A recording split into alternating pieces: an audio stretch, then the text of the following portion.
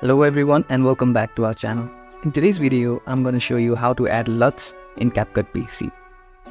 So at first, what is LUTs? Actually, it is lookup tables and are a kind of color filter that we can use to alter the colors in our photos or videos and enhance the quality of videos or photos. So without any further ado, let's get into it. At first, open the Capcut in your PC.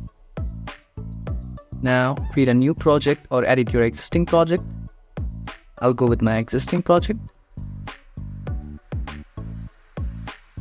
Now since we want to add LUTs to our video, first of all, make sure you have already downloaded it.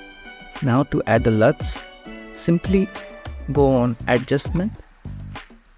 And now here you can see Custom Presets and LUTs. Simply click on LUTs. Now to import the LUTs, click on Import. Now locate the LUT file that is here and open. Now it is in our import section. First of all, let's play our original video. So it's basic like this, but after we apply it, we can apply the LUT by clicking here, or we can also drag it like this.